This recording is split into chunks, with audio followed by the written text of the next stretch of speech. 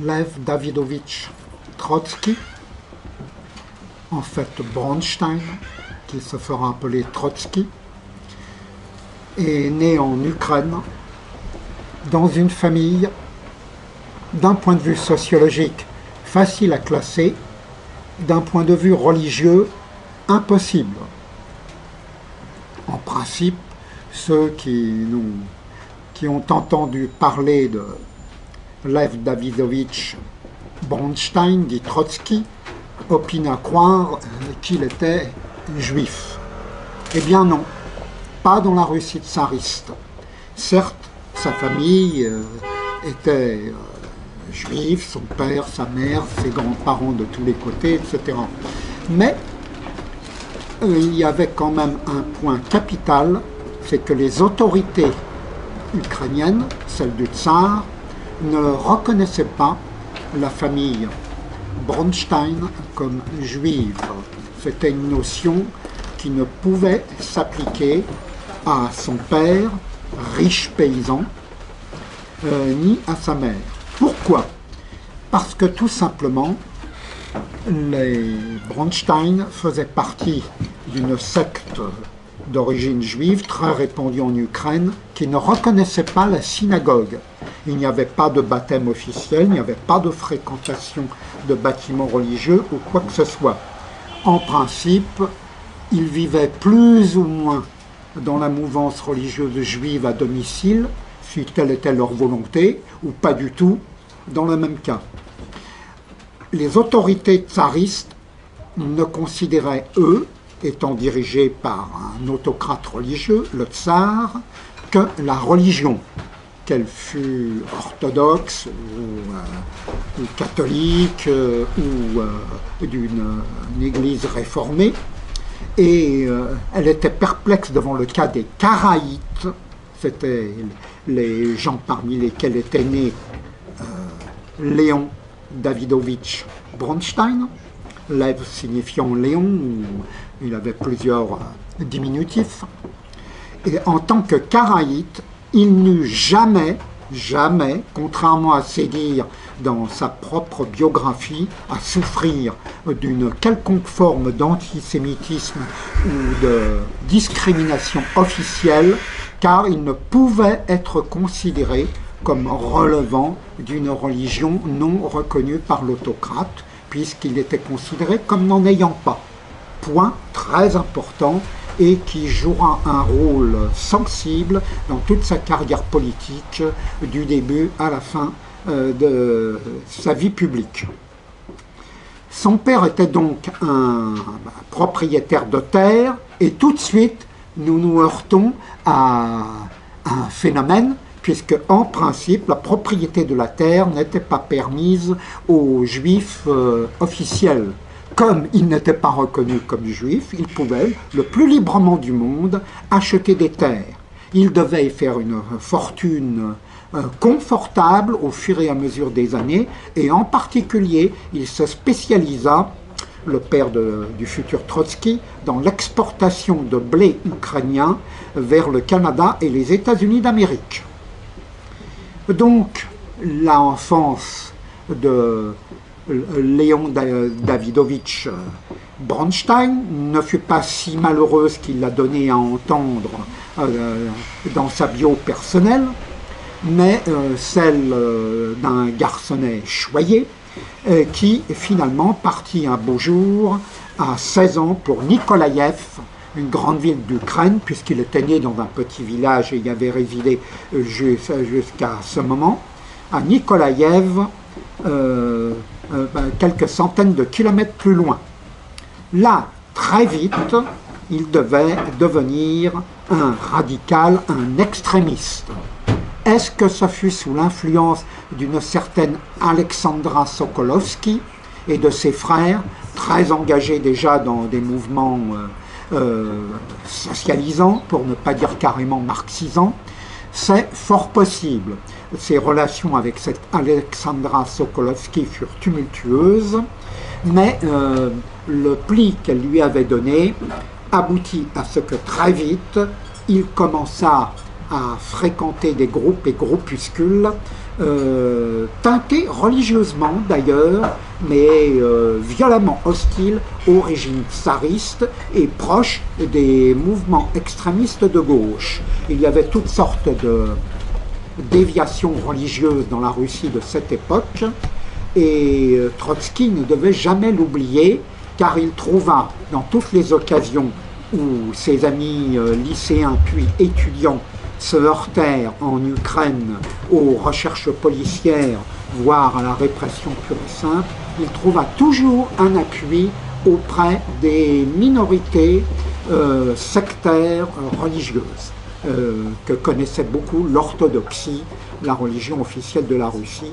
de cette époque. Trotsky se révéla un élève brillant. Bon, il entra très vite au lycée. Lycée d'ailleurs protestant, dirigé par des protestants, sans aucun problème. Il a affirmé qu'il avait été victime d'un numerus clausus qui frappait les juifs, ce qui est archi faux. On n'a jamais trouvé le moindre dossier à son sujet dans les archives tsaristes quant à ce qui concerne le fait qu'il fut juif. Je le dis et le répète, pour l'administration tsariste, il n'a jamais été tenu pour juif, mais pour karaïte. D'ailleurs, en faisant un saut historique très rapide, je signale qu'il en fut de même pour les juifs karaïtes lors des événements de 1941 à 1944 en Ukraine, puisque les hitlériens avaient le même système. Ils ne reconnaissaient la qualité de juif qu'à des gens ayant eu des grands-parents ayant fréquenté la synagogue. Donc les karaïtes ne furent jamais persuadés, ne furent jamais persécutés, excusez-moi, au cours de l'occupation de l'Ukraine. Je referme la parenthèse. Voilà. Donc, il fréquente des étudiants dont les plus extrémistes se proclament disciples de Karl Marx. Et la vente des ouvrages de Marx est tout ce qu'il y a de plus de toléré, voire même, aussi extraordinaire que cela puisse paraître, encouragé en Russie, parce que la censure russe a considéré les œuvres de Marx, en particulier le fameux Capital, comme des œuvres d'un économiste et non pas des œuvres politiques. Donc il n'y a jamais eu d'interdiction des écrits de Marx en Russie tsariste, aussi étonnant que cela puisse paraître. L'économiste Marx. Il en devient disciple, lui il le lit dans tous ses écrits dérivés, pas seulement la doctrine économique, et il en tire un certain nombre de conclusions qui le rendent un adversaire de plus en plus résolu du régime. Il participe à des mini-conspirations, à des manifestations de rue, etc., qui prennent une grande ampleur, notamment quand il rentre dans l'université en Ukraine, et il finira par être arrêté, et en dépit des relations de son père, agriculteur aisé, il aura quand même des ennuis sérieux, puisqu'il finira par être incarcéré. Et là, on assistera à quelque chose de curieux. Il a connu une jeune fille qui l'intéressait, qui a été arrêtée, elle également, et il demandera l'autorisation de se marier en prison. Et il fera ce mariage sous le rite judaïque. Lui qui était karaïte et qui était déjà athée à cette époque. Curieux. Il n'oubliera jamais, dans certaines circonstances, qu'il est d'une famille juive, même s'il n'est pas reconnu comme juif par les autorités, et même s'il est athée. C'est un détail qui a son importance également. Là-dessus, les années passent, Trotsky se retrouvera dans des situations de plus en plus délicates avec la police et la justice du régime tsariste. Il finira par partir faire un voyage européen après une première évasion de Sibérie, où il avait récupéré quelques années d'ailleurs dans une situation relativement confortable. Il a déjà des enfants, il a une femme, et il s'évade en laissant femme et enfants derrière lui, au motif que la révolution a besoin de ses idées et de son talent. Il passe donc en Occident, il ira en Allemagne, en France, en Angleterre, et ce qui le marquera surtout, ce sera son passage en Allemagne, car il fera la connaissance de quelqu'un appelé Parvus, de son surnom, qui est un Allemand très connu dans la social-démocratie marxiste allemande, et qui lui aussi est d'origine ukrainienne, et qui l'encouragera à préparer un retour en fanfare en Russie tsariste. On sait qu'en 1904 éclatera une guerre sanglante et désastreuse entre le Japon et la Russie. Les opposants au régime en profiteront et il y aura ce qu'on a appelé la fameuse révolution au demeurant avortée de 1905, suite à la provocation du dimanche sanglant par des gens qui voulaient mener le régime du tsar à la faute.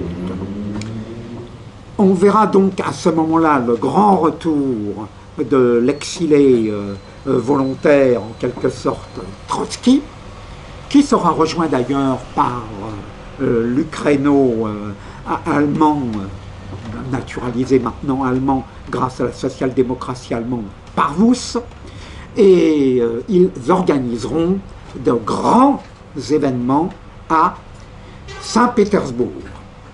Il y aura de très violents incidents de rue, une révolution dans la révolution en règle, bon, à la suite d'un certain nombre d'événements. Les autorités reprendront le dessus, mais Parvus et Trotsky se seront fait particulièrement remarquer.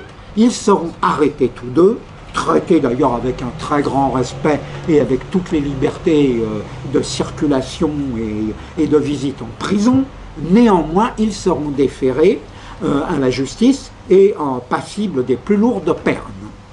En fait, ils s'en tireront avec une condamnation classique à la Sibérie pour un certain nombre d'années et retour en Sibérie. Trotsky, qui entre-temps a fondé un autre foyer en Occident avec une autre femme, eh bien retournera en Sibérie et s'évadera à nouveau avec une relative facilité, comme de très nombreux autres déportés, si on peut utiliser le mot, pour ces gens en villégiature qui touchaient une somme d'argent importante pour leur entretien et qui pouvaient recevoir des amis, qui avaient une bibliothèque, qui allaient à la chasse, enfin j'en passe et des meilleurs. Donc, le voici reparti en Occident. Dans un bref passage, il avait fait la connaissance d'un certain Lénine à Londres, dans son premier exil. Il le rencontre à nouveau, et il va se trouver confronté au fameux parti bolchevique, c'est-à-dire majoritaire, social-démocrate, autrement dit marxiste, de Russie, qui a deux tendances, l'une minoritaire, les mencheviks, l'autre majoritaire, les bolcheviks. Tantôt les minoritaires deviennent majoritaires et les majoritaires deviennent minoritaires, mais peu importe, l'appellation de la première scission restera éternellement. Et là, Trotsky se livrera à un jeu extraordinaire, fluctuant sans arrêt entre bolcheviques et mencheviques, majoritaires et minoritaires. Ce qui ne plaît ni aux chefs des minoritaires, ni aux chefs des majoritaires, qui sont certes tous des marxistes intransigeants, les deux, mais qui dévient sur la tactique à suivre. Alors, et notamment parmi les mencheviks, il y a certains éléments, certes marxistes, mais patriotiques. En revanche, ce qui règne chez les bolcheviks, avec Lénine, c'est le plus complet et plus total esprit mondialiste. On ne peut même pas utiliser le mot international, ou internationaliste, bien qu'il ait été utilisé par Lénine et ses partisans, Staline et les autres, parce que international signifie relation entre nations. Or, Lénine ne reconnaît même pas les nations, de même qu'aujourd'hui l'esprit mondialiste, qui aurait bien plu à Trotsky s'il avait survécu à ses ennuis avec Staline. Alors les années passent, je ne dirais pas tous les balancements du camarade Trotsky ces années-là, avant 1914. Je précise néanmoins un point important au fait d'où vient son surnom de Trotsky. On s'interroge là-dessus, eh bien c'était le nom d'un de ses gardiens de prison qui lui procurait toutes sortes de facilités lorsqu'il était détenu pour avoir des livres, entretenir de la correspondance révolutionnaire, etc. Et qui était un membre d'une des sectes déviées de l'orthodoxie parmi les plus fanatiques de Russie et dont je ne m'appesantirai pas sur certaines mutilations de nature même sexuelle dont les membres étaient priés de tolérer. Donc Trotsky porte le nom par dérision d'un de ses gardiens de prison sympathisant de ses idées sociales. Voilà, alors il est déjà connu en Occident comme évadé de Sibérie, on lui a fait une très grande publicité, et puis maintenant il commence à être de mieux en mieux connu en Occident, déjà 2 évasions vers l'Ouest, et sa femme, sa nouvelle femme, car il a largué la première lors de sa première évasion de Sibérie, qui aura de graves problèmes d'ailleurs par la suite, ainsi que les enfants du premier lit, et avec la Sedova, mademoiselle Sedov, il trouvera une compagne bien dans la ligne de ses idées. En Occident, il devient de plus en plus connu, mais un certain nombre d'événements se produisent, notamment dans les Balkans, et à ce moment-là, nous trouvons Trotsky à Vienne, en Autriche, où il fera la connaissance fugitive, qui a duré exactement moins d'1 minute, d'un certain Staline, l'homme d'acier. La haine a été immédiate et instinctive entre les 2 hommes. Elle ne cessera jamais. Elle ne cessera jamais. Mais à Vienne, en Autriche, il connaît notamment, et ça c'est un détail qu'il oublie dans sa biographie officielle, le chef des services secrets autrichiens, qui a noté qu'il est originaire d'Ukraine, qui lui fait poser par ses agents de nombreuses questions sur la situation en Ukraine, car l'Autriche-Hongrie de l'époque a certaines visées sur tout ou partie de l'Ukraine, notamment de la partie occidentale. C'est un sujet de pleine actualité. Bon. Mais à l'époque, il l'était déjà. Et Trotsky travaille pour un journal ukrainien à tendance séparatiste de l'Empire des Tsars. Il touche des piges importantes grâce à l'intersection de la social-démocratie autrichienne, mais également des autorités impériales de ce pays. Voilà, et là, tout doucement, on s'achemine vers 1914. Je signale que Lénine résidait également à la frontière, c'était pas la frontière d'ailleurs, puisqu'une partie de la Pologne appartenait à l'Autriche, mais disons il était à la limite de la Pologne autrichienne et de l'Autriche proprement dite. Donc ils avaient une correspondance ou des rencontres suivies, mais Lénine se méfiait de Trotsky. Là-dessus, la guerre mondiale va éclater, mais qui est Trotsky? Un sujet de l'Empire du Tsar. Quel va être son sort à la déclaration de guerre? L'internement dans un camp dit de concentration, comme d'ailleurs tous les sujets des différentes nations ennemies résidant tous les sujets de puissances ennemies dans des puissances belligérantes hostiles sont internés. Que va-t-il advenir de Lénine et de Trotsky? Le gouvernement autrichien comprendra où est son intérêt, bien pesé, il les laissera partir librement. Trotsky, par différents cheminements, il passe par la Suisse, évidemment, Lénine y restera, lui il va en France, il obtient une carte de presse pour le journal ukrainien dont j'ai parlé, pour une raison bien simple, c'est que les Français sont intéressés à ce qu'il y ait un mouvement séparatiste en Ukraine, tout comme les Autrichiens, mais pour des raisons qui ne sont pas les mêmes. Voilà, donc il est bien vu des autorités françaises, mais ce qu'il écrit est quand même assez étrange, c'est défaitiste. Bon, au possible, pour toutes les puissances en guerre les unes contre les autres.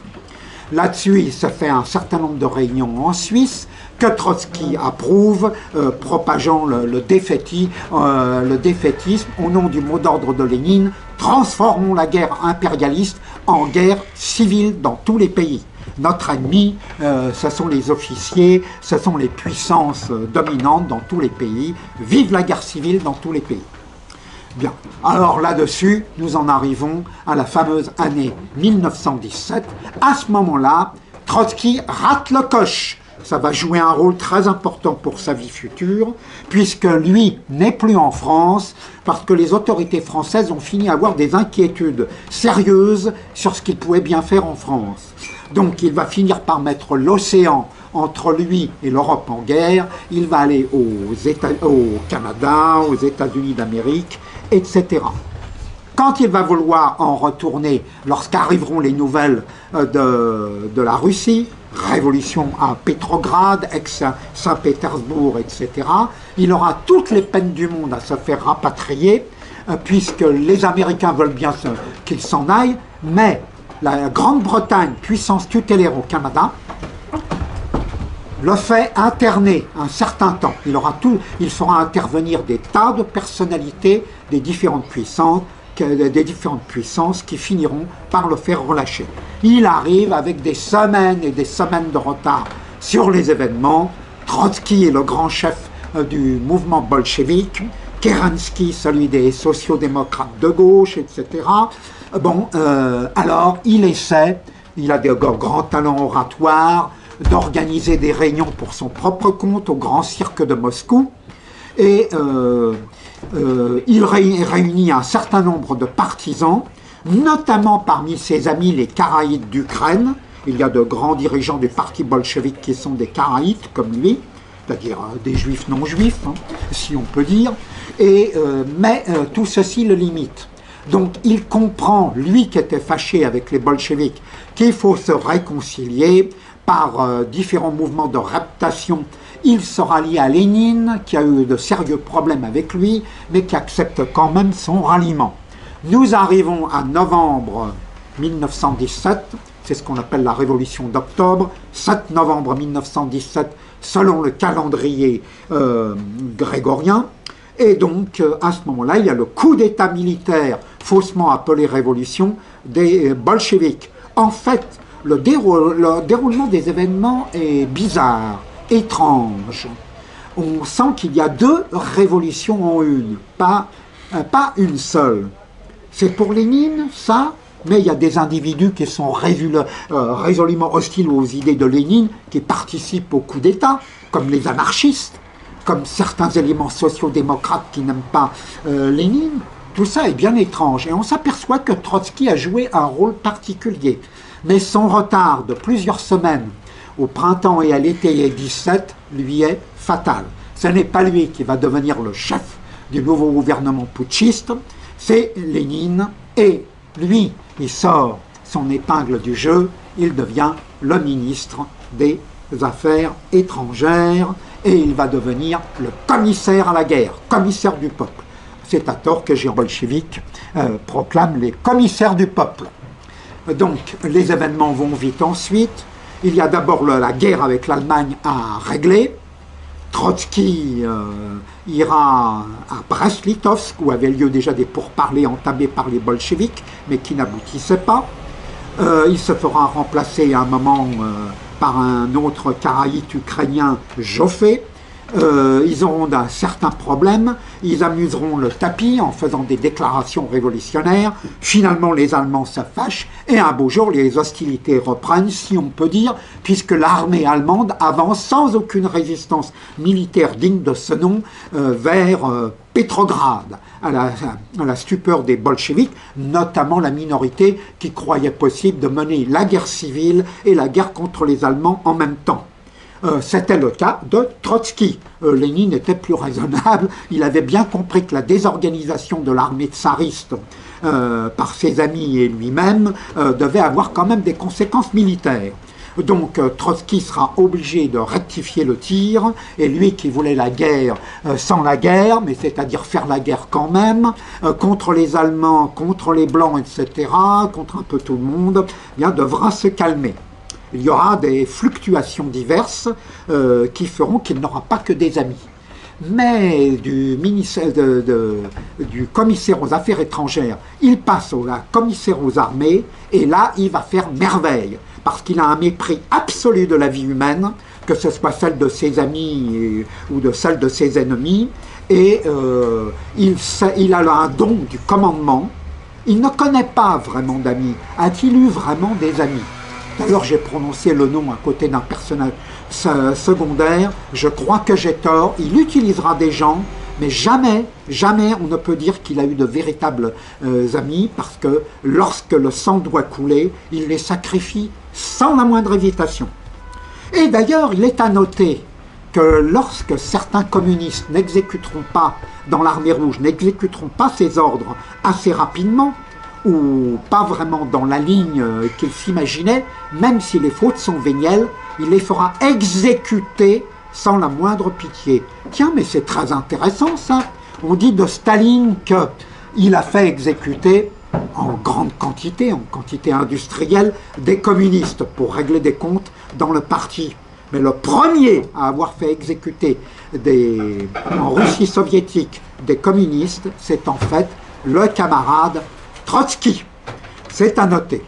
Là-dessus, bon, les bolcheviks remportent la victoire suite à plusieurs années très agitées, très sanglantes, et Trotsky va coller de plus en plus à Lénine, qui présente plusieurs caractéristiques. Non seulement il était en mauvaise santé, mais en plus il a été gravement blessé dans un attentat commis par une extrémiste de gauche, et la question de sa succession va se trouver posée très vite. Et là, il y a plusieurs candidats.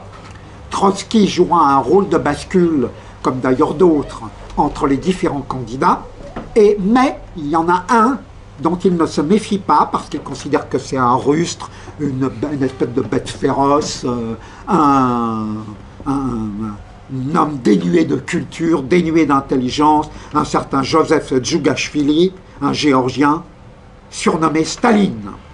Déjà, ils se sont heurtés pendant la guerre civile à propos de la situation d'un front où Staline était responsable militaire, alors que Trotsky commandait toute l'armée rouge, et il a fallu que Lénine personnellement sépare les coqs de combat, chacun voulant faire déjà à cette époque exécuter l'autre.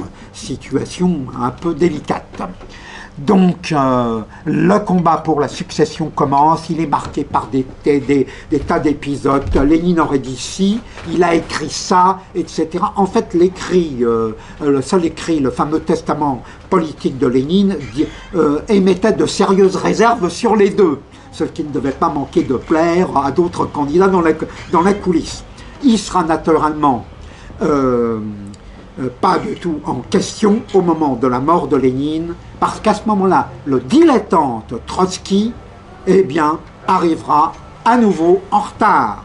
Au moment de la révolution en Europe, il était aux États-Unis. Et voilà qu'au moment de la mort de Lénine, il est pour des soins, pour une grippe, il est au soleil de Géorgie. Et il n'assiste pas aux obsèques. Inutile de vous dire que Staline est là et qu'il est parmi les porteurs du cercueil. Ça, c'est un manquement grave, et pratiquement quand il arrive, Staline a déjà pris un certain nombre de précautions en tant que secrétaire général du Parti communiste de la Russie soviétique.